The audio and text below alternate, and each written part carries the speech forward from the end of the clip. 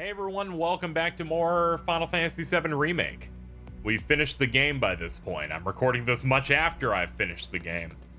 And this is the bonus video in which I do the game's ultimate challenge, I guess, which I've already done. Normally I'd like to get these in blind, but part of the final challenge the game brings you is such a complete crapshoot that I found it incredibly difficult. So when you finish the game, you get access to chapter select. Forgive how bright this looks. Unfortunately, I'm changing around settings and whatnot. A major problem, right, is that instead of a traditional New Game Plus where you like carry stuff over, you can kind of like select a chapter and go. So then you can go through each chapter and you get marked with a little hard mode checkbox every time you complete one of these. And you get to go through the entirety of the game again. It's a good way to replay parts you liked. That being said, the problem is some of these chapters are really long. Like chapter 17 is the entirety of the drum sequence all the way up to battles against Genova, Rufus, and the Arsenal, or 100 Gunner in the original. And maybe I just want to fight Rufus because that's one of the best parts of that chapter. Maybe I just want to fight Sephiroth and not have to take on the Harbinger. Thankfully, you can skip the motorcycle stuff, but still, it makes things a little bit more difficult, as does like getting everything done in this game, because there's so many like optional things that you can do. So like if we look up here, obviously the one thing I'm really bad at is assessing enemies. That's something I need to work on. But there's stuff like picking up the dresses, for example, where you have to get every Tifa dress, you basically have to 100% chapter 3, which is the first time you do side quests, 3 times. Because she asks you the question about her dress only when you do a special discovery event that only unlocks if you do every quest. Granted, she'll always pick, I think, the mature dress if you don't get that option, but still, ugh. And then Aerith, you have to do an amount of side quests in chapter 8, and then Cloud, you have to do a certain sect of side quests, because I got the Madam M route in our Let's Play, but there are different results that you can get. All of that stuff's just crazy. It's also made a little bit worse because if you want to like get every dress like ticked off for like trophies and stuff, you have to go through chapter 9 and basically go through almost all of it. So you have to go through the collapsed expressway, and you have to do the stuff with the robot arms, and you gotta fight Hell House, and there's just so much there. And on top of that, you gotta do get manuscripts, which are the things that give you SP for your weapons on hard mode. And then you gotta like do each version. You gotta do like every little thing in them, which is even worse in chapter 9, where they're like, do the side quests on both routes in chapter 9, since there's different ones depending on your choices. And we put manuscripts in them, which effectively means you gotta fight Hell House on hard twice. So it's crazy. It's nuts. Psychotic. Granted, that's only for people who want to complete everything, which was me. But I'm like, man, I wish there was like a more detailed chapter select in this. Also, the fact that doing the post-game challenges, stuff like this, as well as the Coliseum in Wall Market, are tied to, like, if you wanted to get Aerith's limit break, you had to have done the Coliseum challenges when she was with you in chapter 9. If you do not, you have to go back and do all of chapter 9 again to get her to go do that. That's a bit on the annoying side. And the fact that I kind of have to play the first like 5 minutes of this chapter just to get into this room. I wish there was a way to warp to these. It just seems a little bit weird. That being said, going through the post-game stuff was decently fun for me. I wanted to go through my setup for the upcoming set of fights. So let's do that. I'm going to be running with Cloud, Aerith, and Barret. We got Chakra, First Strike, Fire, MP up, HP up, and Healing. We got Elemental Ice. This is going to make Cloud, with a maxed out elemental materia, absorb all ice attacks, which will be very useful. And MP up, steadfast block definitely needed.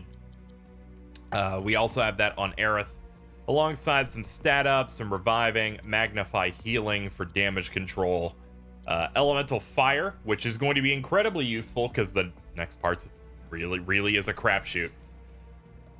We also got magic up, which is going to be important. Barrett's got chakra in case things are going really bad, barrier, HP up, MP up, prayer, healing, revival, steadfast block, and time.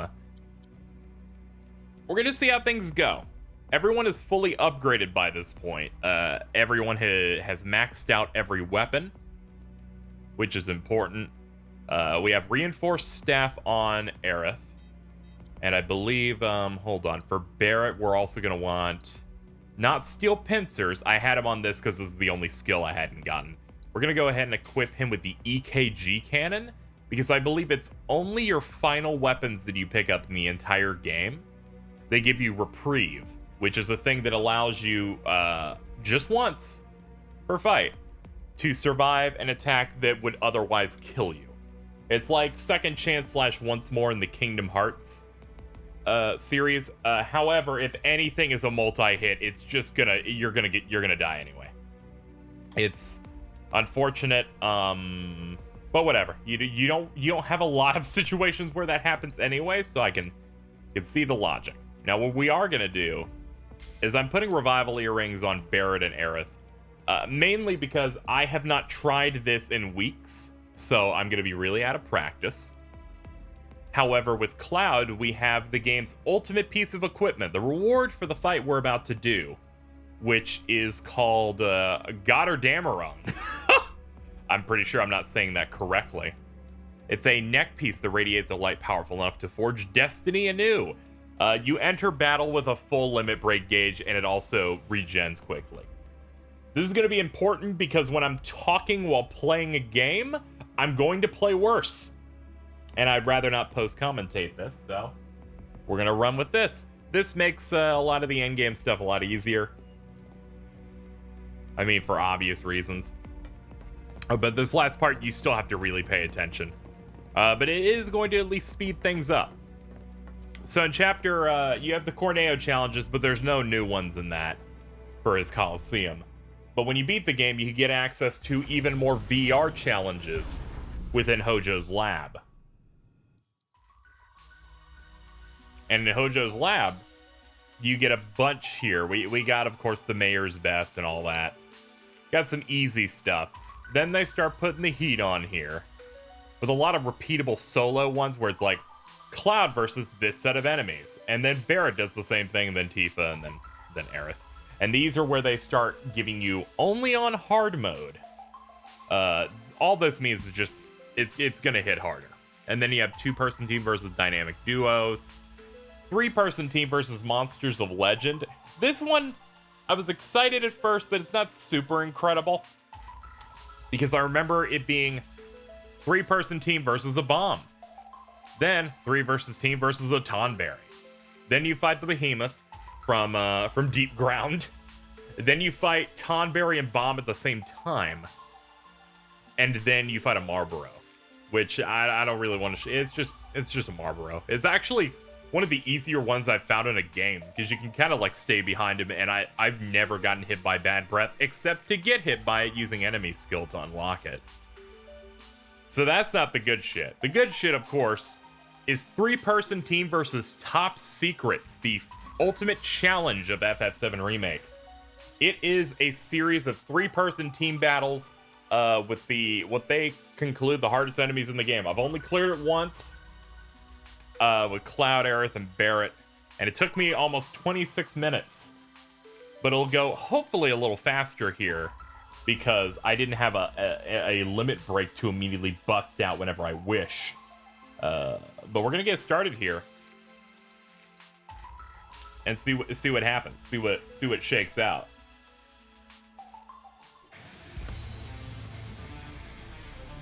So, you have to fight all the summons in this one. So, we're going to start this thing off, naturally, with Shiva. This is why I put Elemental Ice on, because now Cloud is invincible. He cannot lose this fight at all. Shiva does not have a single attack in her entire moveset that doesn't deal ice damage. Like there is no risk here. Just gonna have you cast a little bit of fire there.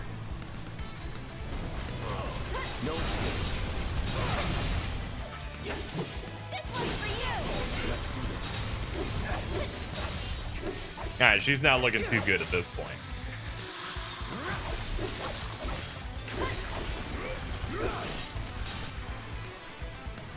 Let's burn her again.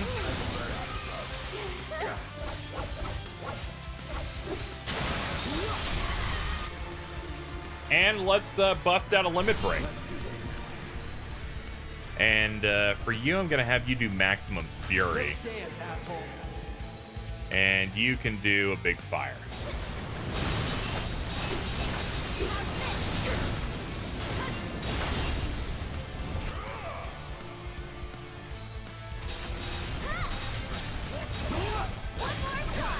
Alright, that was a lot of damage.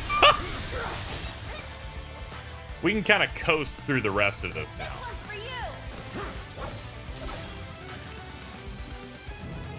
She's pissed, so she's just gonna nuke the screen.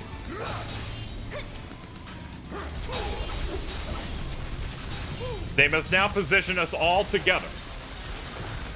I forget, will this kill anyone? It might. This shit totally might. No, we're good. We're good.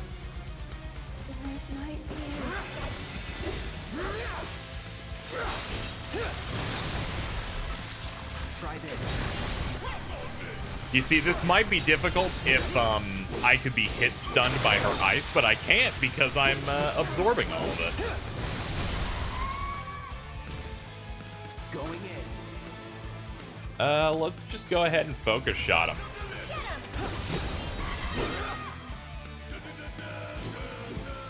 I'm mainly just having elemental ice for this part just to make the first fight easy. We're not about working hard here. This next one I think is kind of easier. It's just Fat Chocobo. Stagger's pretty easy. Nothing we have here is particularly too rough. Alright, we're gonna get you to put up an arcane ward for double casting.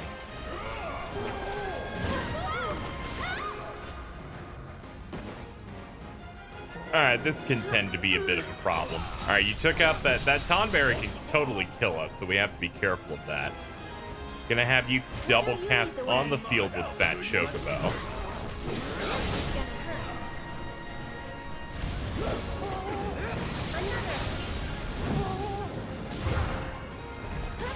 It's time for the rolls yet again. I'll heal her.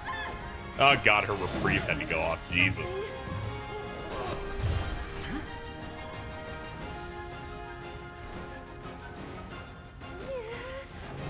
Let's see, what do you have? Unfortunately you don't have anything decent. You can haste Cloud then.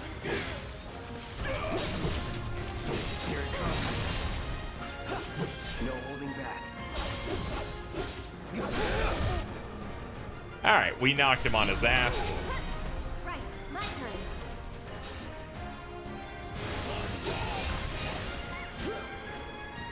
Alright, let's nuke him. Keep up the pressure, okay? You're Let's drop a Fury on you. Infinity's End sounds good.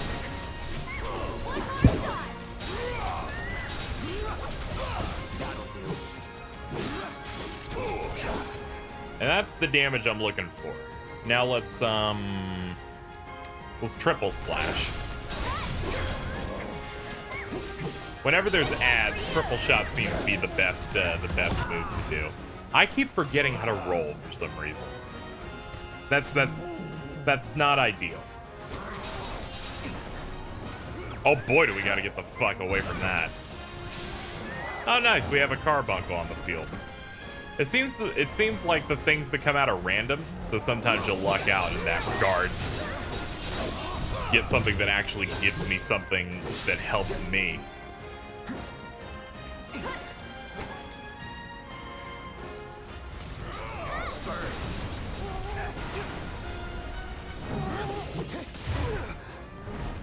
Oh boy.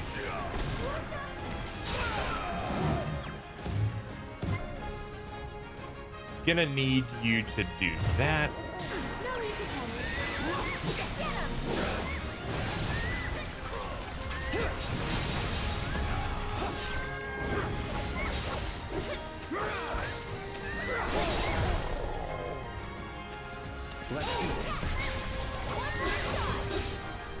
Alright, let's do another Infinity's End. We're actually pretty close to a limit break, too. In fact, we have it right here. Nothing personal. Keep it up. I'll take care of this. This one's for you. Got him.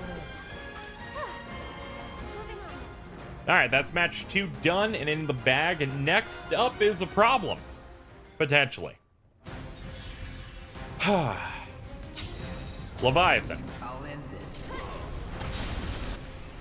Honestly, let's just immediately get some damage in on that. I'll take care of them. One more shot. It's your turn. About damn time. Hurry up. Give them hell. Taking over.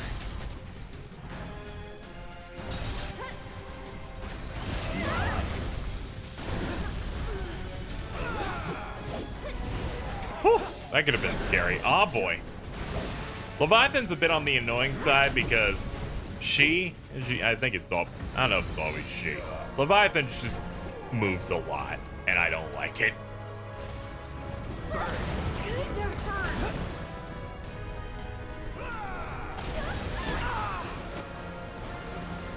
Here I am forgetting what buttons do what. Oh, good. You know, going on a long break with this and not attempting to warm up, my worst idea yet. Keep it up. Is it L1? No, it's R1. Okay, we're good. Block that shit. Unless you're Aerith, then you just eat shit. This bitch, I swear.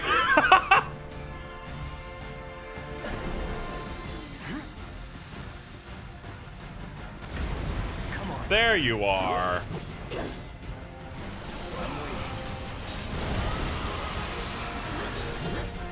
In case you're wondering, we're not using summons until we're at one of the later fights because I feel like I really need it for that.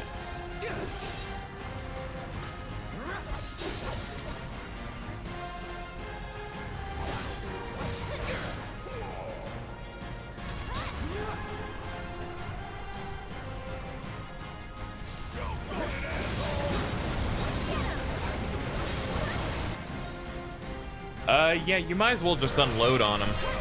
Let's dance, asshole. This one's for you. I'm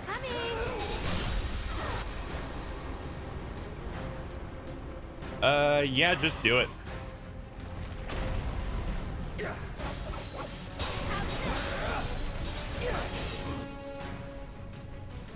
It's over.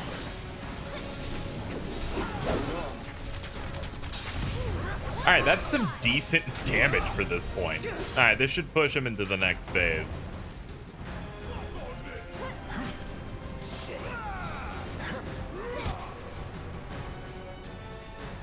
Alright, heal yourself. Move it over to Barret. This dude's gonna stay in the air forever, and the best person that can fill that stagger gauge and bring Leviathan down is Barret with gun. However, if attacks are going through the tornadoes that are around us to hit Leviathan, it coats them in water and doesn't work. That's my understanding. It seems like I have to have a clear shot for it to deal any damage at all. Like, see, all of that just becomes immune. It just blocks it.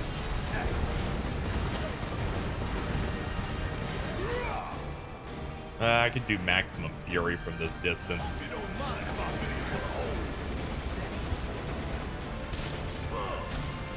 But yeah, this is our best method of bringing the bitch back down. That and Cloud will totally have limit ready by then. Problem is, Barret is slow as shit. And there's so many of these tornadoes. I barely blocked that.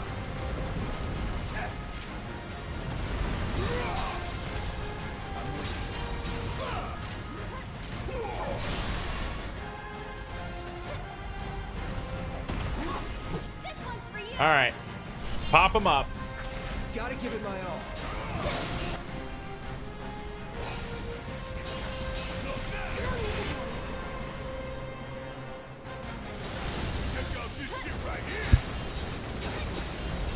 There we go. That is that. Now it's time for what people thought might have been the super boss when they found it. Bahamut. Bahamut is the hardest fight in this whole thing. Like, it's fucking so free how hard this specific thing is.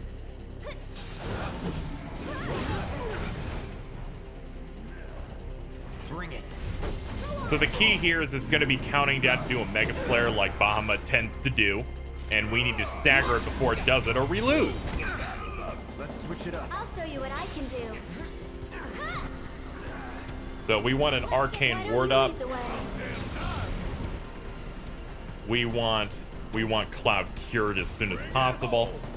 Gotta be careful. Alright, so whenever it does that right there where it counts down, it is open to attacks, and this is the point where you just straight up unload everything you've got to pressure. I've never done this fight with an immediate limit break, so that's definitely going to help. Come on, give him hell. My turn.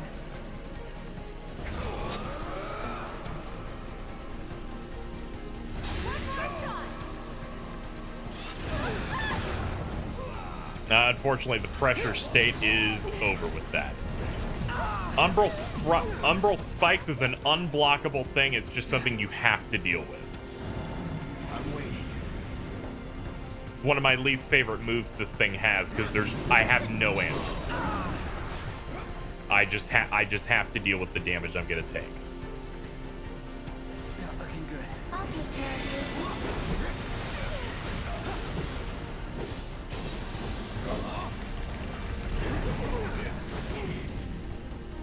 I also am pretty sure it never misses either, which is another reason I hate it.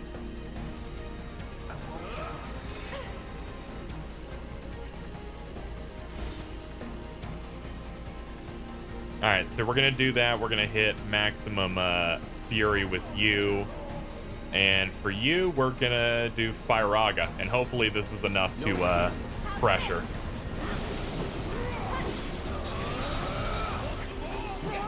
We want to keep up this pressure the best we can. Alright, that was good enough. Let's get back toward this part of the arena. See, like, no matter the distance, like, that shit will not miss its target. Not looking good. Now you're in for it. It's at this point that I start getting a little nervous.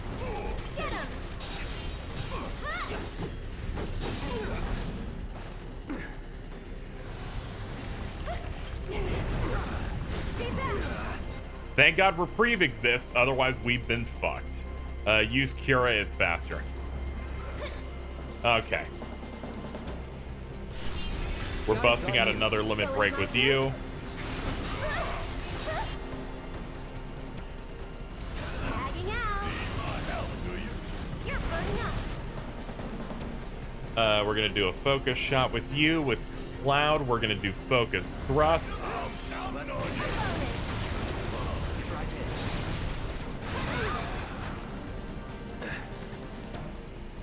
It's your turn. Yes, it's my turn. Give him hell. I got this. So at half health, this dude decides to summon Ifrit. I shit you not. this game literally decided that that needed to happen.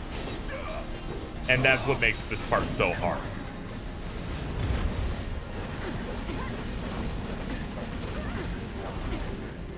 Alright, we build all of that bar so we can bring out our own summon to even the odds. Duty calls.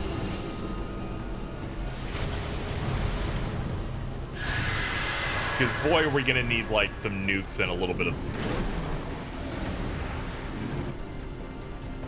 Alright, thank God Aerith has some stuff that she can work with here.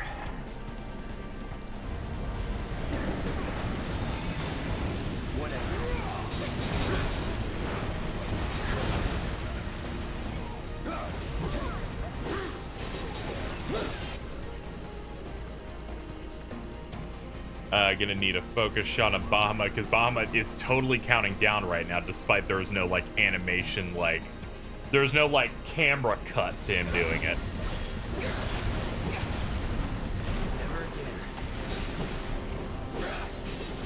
God, he really wants to fuck me real bad.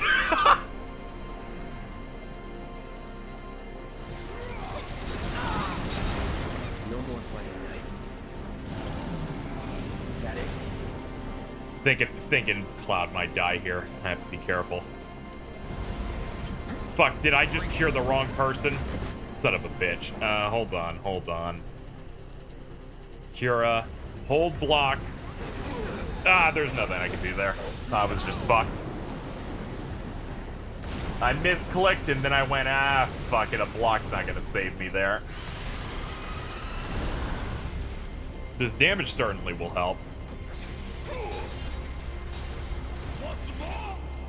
Okay, he's at 1. We need to fucking move. Taking over. Yeah, just do this. We need to stop him from doing it. Deal with that. I'm coming. Okay. No more nukes for you. Finish him off. No need to panic. All right, now that we've done some stagger on you, we just unload. One more shot. Okay. Bahamut will not be able to do a Mega Flare at this point. That's the most important part of this whole thing, is that he can't do that. In case you're wondering why I had Aerith have fire protection, it was straight up for Ifrit during desperate situations. We don't need him getting an edge on us. At this point, our only course of action is putting down this guy. But the game is eating my block inputs and making me take the full damage on everything, so I'm pretty upset. Alright, let's just pop a limit on Bob. Gotta give it my all. Keep it together. I'll take care of him.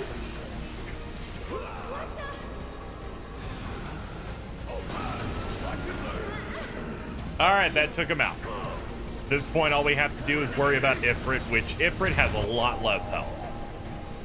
They make you wonder the whole game, man, we never get to fight Ifrit, but you get to fight all the other ones. That's kind of weird and out of nowhere, you know? My turn. Where it's like, oh, why don't we get to do that? Oh, because Bahamut will just summon him as a bonus. I'm coming. Ha! One more shot. We got it. Now it's time for the game's super boss, because that wasn't the final fight. But it's the hardest of them. Here's what I have to assume is the Proud Claws prototype. It's called the Pride and Joy prototype. This guy could be a bit on the complicated side. We're gonna need to run. We failed to run. I was like, that's the run button, right? It's not. So this is a big boy. Needless to say. We're just gonna open and hit him with one of these. It's on you. All right, first off, we're gonna wanna get that ward down immediately. Bring it. all you need to know about this dude, it's a robot. Just so do what you would assume you would want to do against a robot. So like lightning, you can target its limbs. It has a move where it'll just kind of hold a party member for a long time.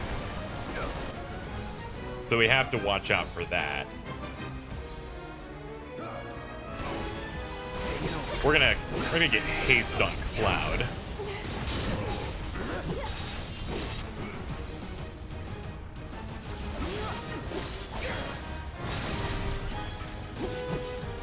I do appreciate that they use the final phase of Rufus's boss theme here, because it's a damn good track. A good way to cap this whole thing off. Deal with that. Here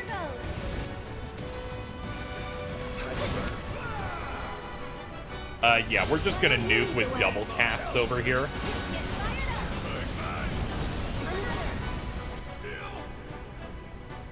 Yeah, we're just gonna unload. The first time I did this, it was a nightmare. I was terrified the entire time because I had never beaten Bob up before. And getting to this part is just fucking a mess. And when you panic, this fight becomes even worse.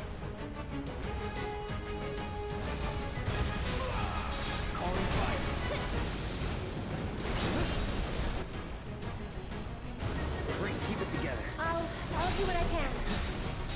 Alright, she's silent, which is also a bit of a problem.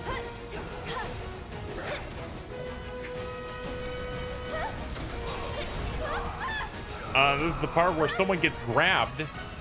Something we don't need. We're gonna do Ray of Judgment on right arm. But you're still doing okay, right? We need you to put him down, please. Oh, this is a problem. Ow. Alright, we're gonna need you to cure Cloud. There's his ultimate attack, the red beam, which he, of course, opened the fight with. There we go. We have to pick our boy toy back up.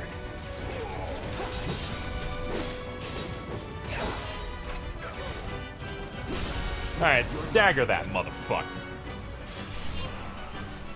Now let's once again do one of these. Don't stop now. My turn. Alright, she's in the ward, so let's get double casting on that. When you're done with this, Infinity's end this asshole. You're burning up. Ah, there's not enough time for it. Whatever, it'll still hit. Alright, we're about halfway done. This is where things start getting a little bit more complicated for this guy. Despite the fact that most of the bread and butter of dealing with him is just staying away from him.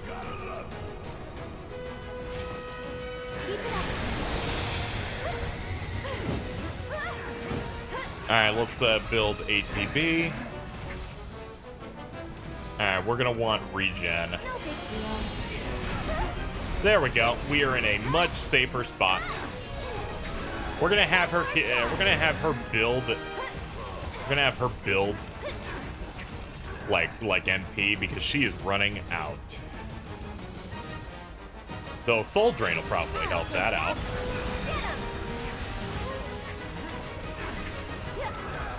Go on.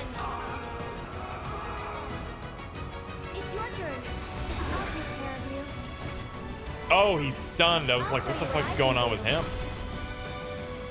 I regret the Ray of Judgment now. Alright, we have to be careful. So he shoots blasts onto the ground like missiles, and that makes it so that if you stand on it, you'll burn to death. We're gonna quickly use an Arise on Cloud. Aerith is playing like the distraction. Cloud, limit break him to get his attention. Take out that leg. That's it. This one's for you. Just everything's spinning. Now, my major problem here is I keep remembering what was run R1, And then I'm like, no, it's blocked, you idiot. Oh my god, did he dash into it and die? God, what a waste. Pop him back up. One more shot. You've got this. Yes, it's my turn. There, help out Cloud. Hang back. This doesn't need to be perfect, we just need a win.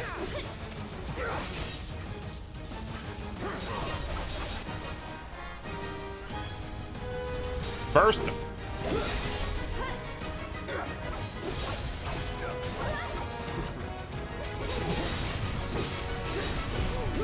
I bet you thought. It's over.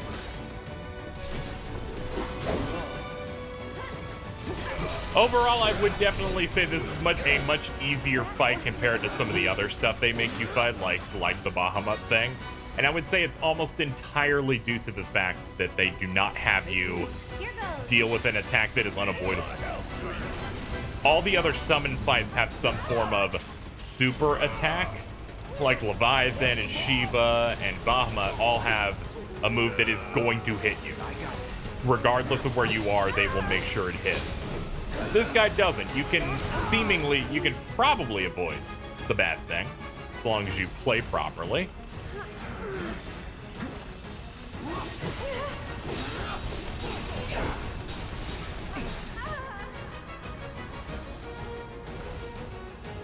There goes the throw. Oh, thankfully her reprieve popped off. Let's just go ahead and pick her back up.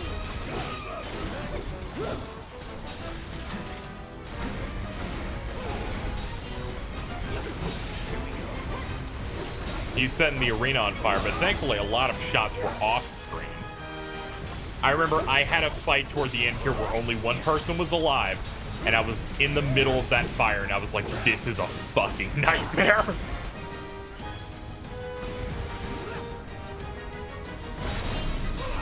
No more fighting. Yeah, I might as well just go in. Nothing counts. Tagging out.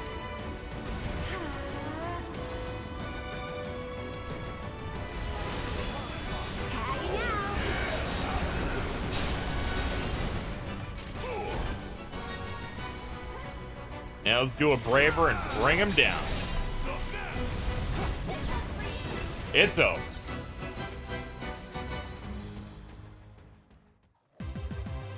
It's a win. And that's the hardest challenge in FF7 Remake. A 3-person team versus top secrets. Get some Gil. I did that about 9 minutes faster. That 9 minutes before, some contributions to that extra time, because it took me 26 minutes on my first try, was due to running away, healing, trying to get MP back, and not being able to burst damage with limit breaks as much. But I've done it legit once. Now, there's an extra cutscene that plays that I'm gonna have play uncut now. And when that's over, we'll talk a little bit about it. Well done, Cloud. You've managed to fully tap into the potential once locked within you. Now that my research is at long last complete, I believe that it's time I told you the truth about myself. I'm not human. I'm a cyborg created to serve as Hojo's assistant. I was given knowledge and power beyond that of a human. But I was robbed of free will, bound to obey the whims of my master. But when we met, Cloud, I sensed something within you. Something I knew would allow me to break free of my chains. By identifying and studying a subject with infinite potential such as yourself, I could adhere to the directives imposed upon me, all the while pursuing my plans for independence in secret. Your combat data provided me with the vital information that I required to enhance my basic functionality. This is the result. Through my research and with your assistance, I have freed myself from Hojo's bondage. Cool. I cannot thank you enough for your help. You've given me the power to finally live life on my own terms. So, what are you gonna do now? I'm not sure. It's all a big, wonderful mystery.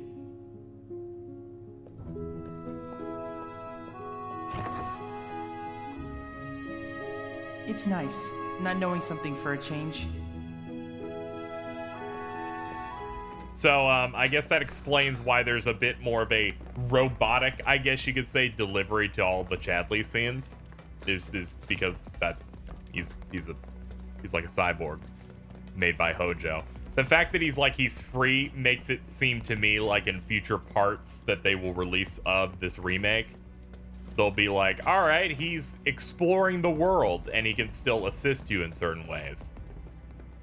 So that's them effectively writing that. At this point, I kind of want to talk about my final thoughts on the game and just make it one video as opposed to like a big super review. I've let myself sit on this because it's been about a month since the game came out. At the time of recording this, you guys are seeing this toward the end of May. I love Final Fantasy VII Remake. I think they did a really good job. I feel like people could slowly start to see what they were going to do with this remake when they started going, there are some mysterious ghosts appearing. They're called the Watchmen of Fate, as we were seeing in translations. And then we got a bigger scope of what that actually meant, where it's a meta type of thing, where it's like, this is the way the remake would be going, but then, you know, it's Sephiroth is trying to interfere and fuck with them, and then you think about all the aspects of the game that just kind of open your eyes to it even more, of like, oh, Sephiroth is kind of like stopping you early on in the game, you could almost say, because he'll show up before you meet Aerith and distract you for a few minutes. And that's long enough to where if this scene would normally play out, Aerith would never meet Cloud because he was busy freaking out when he seemingly is warped to Nibelheim or some shit. It's so crazy. But those ghosts show up and they start attacking her in the middle of the street, so she's flailing around long enough for Cloud to meet her. And then you see other stuff, and then like the whole thing happens with like Aerith, where it's like she knows things and she'll like touch Red 13, and then Red 13 will know literally everything that happens. So many theory videos have come out. The Ultimania for this game has come out, and a lot of things are coming out. Stuff like, there are 4 Sephiroths! And there's stuff like that going on, and it's really interesting. I'm sure there are a lot of people who go like, of course Casey would like it, he likes Square Enix games, but it just comes down to, it's more interesting. I generally, for me, I would love the idea of a remake of this game, and for the most part, that's pretty much like what 90% of this was, a blow-for-blow remake. But would it really stick with me as hard or special as other games if it was just a straight remake? That is something I would have to put into question. But if it's something where it's the unknown journey and the things that they do that are different, and I feel like stuff like fighting those the giant like Arbor of Fate thing alongside the Viridi, Rubrum, and Crocchio, the 3 Watchmen like super versions. When you fight that and it starts showing you clips from the compilation, that just feels special to me. And everything about that last chunk is just done so well, and so it's so fascinating, and really puts into perspective all the interviews that they did, where they said, if we're gonna do a straight remake like this, if we were gonna do it 100% accurate to the original and not really do something different, we would have just made someone else do it and we would have no involvement. And I can see why, because you look at the people that are involved with this. These people are old. The writer of this game, who also did the writing in FF7, is in his late 50s, like now. And it becomes clear, it's just, if you're going to devote this much of your life, you're going to want to do something different. And I can see why some people won't give a shit, because they wanted a certain thing and, they didn't get it. But thankfully, not only did they deliver a game that I think is solid, fantastic, really enjoyable, with its own unique combat, its own unique story, one of the best soundtracks I've heard this entire generation of games. But they left me away. They left me surprised, excited for what was going to happen, and they did something really special here. I know there are plenty of people who disliked it, though there's a lot more people that like it. I find it to be a similar but not as heavy effect as what we saw with Kingdom Hearts 3, where KH3 came out and there were plenty of people disappointed and were the most loud people about it. But this is kind of that same thing, but I've seen more people kind of pumped about what they did here than disappointed, which is always good. It's always good because I think they're on a really good track here.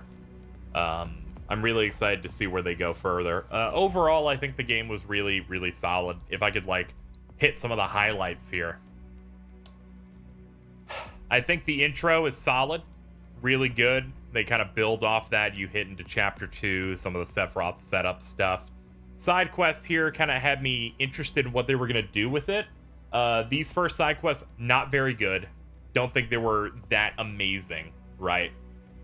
But it's side quest stuff. It's better than Final Fantasy 15, so at least it's not the worst thing ever. But you know, it's something where you can get it done. The fact that you warp to the quest taker when you're done really helped with that. Mad Dash, one of the highlights. I think this is one of the better chapters in the game. The motorcycle sequence is fun. Roche is incredible. I hope he's in future entries. Then we get started with what is a 3-part epic, which is Mako Reactor 5. I think this one's good. You fight Chad Warden, Crab Warden, Galo. You go through this section's pretty fun. It's mostly a corridor type of thing, but I think that's all right. Chapter 6, Light the Way, I think was an interesting like building upon like this is how light is given, because we have these gigantic lamps to simulate sunlight, and you take on, you know, a bunch of different robots. There's some fun side things to get like some materia. I think that was all neat.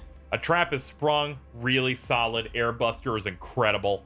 You take that on, you have to find ways to like disarm the airbuster in advance. I think that this was a really cool way to really just hype up what I feel like was just a fillery part of the original game, even where it's like it's another Mako reactor, and you're in and out through the whole thing in like 25 minutes. It feels like here it's 3 chapters, and a lot of people be like, oh, that's too long. I thought it was all solid.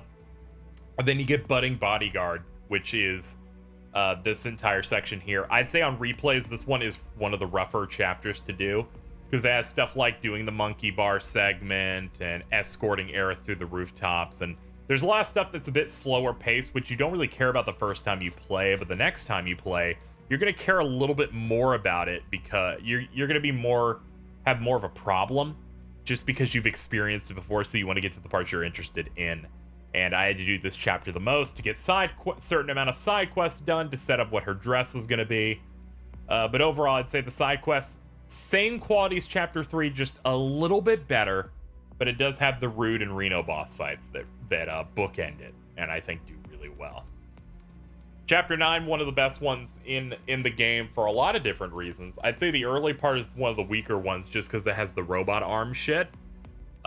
Which I think is neat, but again, it's another thing where on replays it can be a bit annoying. But I'd say that on replays it's a problem if you replay it very soon after.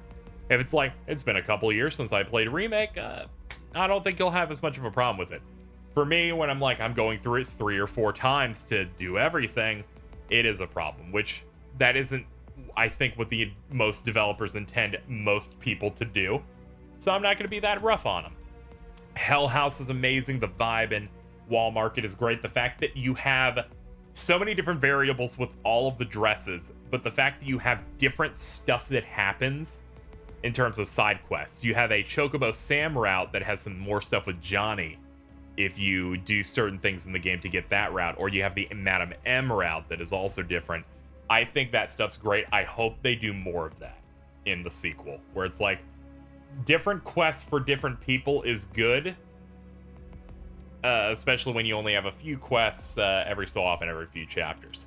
Rough Waters is all right. I would say it's just all right. It's a basic sewer level, not much going on there. The Abzu fight's fun, and so and it has that water pump minigame. Haunted is one of my favorite chapters in the game, and I've seen a lot of people like go, I don't like it because they talk about like the urgency of like the plate falling. I don't really give a shit about that too much at all. I think this place, the atmosphere, the look of the area, how dark it is great. Both boss fights are incredible. Both Eligor and the Ghoul are great. The Ghoul has one of my favorite tracks in the entire game. It also plays when you fight Leviathan, but the full version of it is just so bombastic and incredible. Love it. Love it. So good. And just the vibe I have here. In fact, it's like you try to operate a train and then a Soulnado appears behind the train to help push it forward for you. I just feel like this place, not too long and two really cool boss fights in it. I think they were neat. Then we have Fight for Survival, another really solid chapter, mixing up Aerith trying to go get Marlene, the whole evacuation. The fight against Reno and Rude was incredible. And it's some emotional moments too. This is a chapter they really needed to nail, and they did it. Also, fucking Kate Sith being included here is insane. They are psychopaths. What are they doing? I'm like, I get why, but that is hilarious. Chapter 13 is another one that I feel like is a thing that makes the remake feel even better when you think about like they're gonna remake this game. There needs to be downtime between I'm mad about what happened when the plate fell, we need to go in here. No, we need a little bit of just breathe. And this is the chapter where you breathe through it. And then you also fall through the floor and you go into deep ground, and then you have to take on some weird googly monsters. I think this chapter was really good for that. Chapter 14, it was okay. It was mainly the wrap-up side quest one, so I can't say too much about it. The fact that there are specific cutscenes for all your party members to kind of like confide and talk with you, depending on your affinity, is good. But I still don't have the Barrett one, which is a result of, god damn it, you know? It's just like, I'm gonna have to play through the game again just to get that. Pick all the choices that are basically me rejecting the girls so that Barrett can be the one. This chapter, very good. I really enjoyed it. Aside from the bad PNG they used for the bottom for the bottom wreckage, really exciting. Just rising above everything on our way to Shinra HQ. The boss is interesting. The idea of just having it basically kill itself with that orbital, like that laser thing that shoots down, really neat. Chapter 16 might be one of the best in the game in terms of just, there's not a lot of fighting in it, but all the presentation they do for Shinra here, the game is oozing with money at this point. Really good. If I was to say my favorite part of the game, bar none, is the stuff in Chapter 17. They give you an almost reminiscent of Final Fantasy 15 section where it's random lab that's pretty long that you have to go through. Some people think it's a ruining pace breaker. Going through it again, I'm fine with it. The first time I had a bit more of a problem with it just because I was so excited for the big events that were about to happen and I just wanted to get to them. But I think that this was fine. This is your final dungeon, and the way of splitting up the characters was cool to get some change up some combinations there. Making sure everyone's kind of playable in a way, except Red 13, but and also giving him some moments. But then you have the triple whammy of Genova, which is incredible. It is brilliant how they make you think they're not going to do the sickest remix of Genova ever, and then they save it for the last phase and you pop off. And then Rufus, where they make Rufus the coolest boss fight in the game. And then you fight the Arsenal, and even that's sick.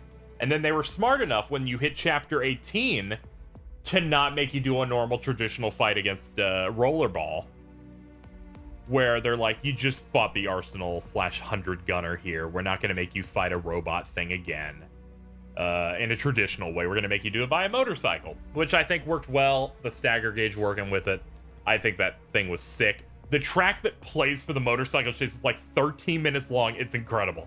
Just seeing that on YouTube where it's like, it's got 18 phases and it's a year long. It's crazy. And then the final boss sequence stuff is all good. If I was to say anything, it's that it's unfortunate you have to beat the entire Arbiter of Fate boss rush thing in one go. If you die once, you have to start it all over. That is a bit of a bummer.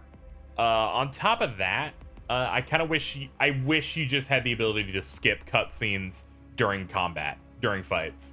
So anytime a boss fight has like, say you're fighting Rufus and he pulls out his coins, I wish you could skip that cutscene. I'm gonna watch it most of the time, but when I'm fighting the Arbiters of Fate, I potentially do not want to see the cutscene in which they show me footage of Advent Children necessarily. Especially because whenever you do any set piece in any modern video game and you die once, some of the appeal kind of goes away a little bit, and you're like, I just want to get back to where I was. So I feel like that's something that I hope they do in the sequels. And that Sephiroth fight is dope. At first, I felt like it was out of obligation and a bit of a, unnecessary, but given the way it plays out in the game and thinking about the story, I think that was really cool. And it makes me interested in what they'll do in the future, like for the final entry. But yeah, that's my overall feelings on like everything throughout here. If I was to say highlights, chapter 18, that's an automatic highlight, just cause. Other ones would be 17, 16, 12, 11, 9, and 7 and 4. I would say those are like the moments where I'm vibing the hardest, and it feels good to play a Final Fantasy game that just has money. It has money. Because with Final Fantasy 15 had this major problem where you reach the end portions of the game and that game's rushed because it had the reputation of it's taken 10 years to make and it's changed hands and all this stuff, and you sympathize with it, but then you also kind of look at the game that we got, and the game just, it felt like it ran out of money, and they had to remake the final chapter of that game to really give it a bit more of a satisfying punch. And here, as you hit Shinra building, the money just goes up. You see the insane production value between CG cutscenes, cool little bonus video packages and stuff for this is what the staff of Shinra and all this, and the exhibits and all that stuff on top of all the other stuff. They just succeeded with this game for me. Overall, I'm just really satisfied. I know there's a lot of people that have problems like going through the sewers again to fight Abzu. I didn't have as much of a problem with it because there's an entire half of it you never explored before that you have to chase the Abzu stoat, whatever it's called, through. And also I see a lot of people hammer in look at this padding. And they talk about the padding because they know that stuff existed. They know what happened in the original game, so they're kind of putting all of the new stuff they put under a microscope. And I go, that stuff I feel like improved the game, like the train graveyard being a longer segment with some cool atmospheric moments and some new interactions and some cool bosses. That improved the game for me. I feel like the weakest of all of that type of padding type stuff, if I'm being honest, would probably be the sewer section you do again, but even then I don't have that much of a problem with it because I was interested in the characters. Which, yeah. But overall, my thoughts on Final Fantasy VII Remake are really positive. I'm sure some random people coming into my videos might think it's because I'm sponsored because I got a copy of the game, but let's be honest. Any person who's followed my channel for the longest time knew that, there's a good chance I'm gonna like this game regardless, just because, these are the types of games I enjoy. Big budget JRPGs, I've loved Square's output for the longest time. I was just given the honor of being able to play the game a couple of days early, which I do appreciate, and that's all great. It was great to have that opportunity. But yeah, that's gonna do it. There's nothing else for me to show here. There was extra matches we could have done in the VR, but I wanted to basically show you the super bosses, and all of them were covered within that one match we did. I wanted to give final thoughts and just wanted to play the game one more time for the audience before we close out. But I played a lot of this game. I have played quite a bit, as you can see here. The only thing I'm missing is a chapter 14 resolution and assessing enemies, but I have the platinum, I have over 100 hours clocked. We're good. I would like to thank everyone for their support on this series. Of course, we will play the sequel whenever that comes out. And other Square things I'm interested in. But that's going to tie a bow on this Let's Play entirely. That's going to do it. And I would like to thank everyone so much for watching. If you liked this, make sure to like the video, drop a comment, and all that good stuff. There will be a bumper at the end here for my Patreon. Give that a look. And that's going to do it. I will see you for future videos and other JRPG content. Ladies and gentlemen, we're out. Thanks for watching.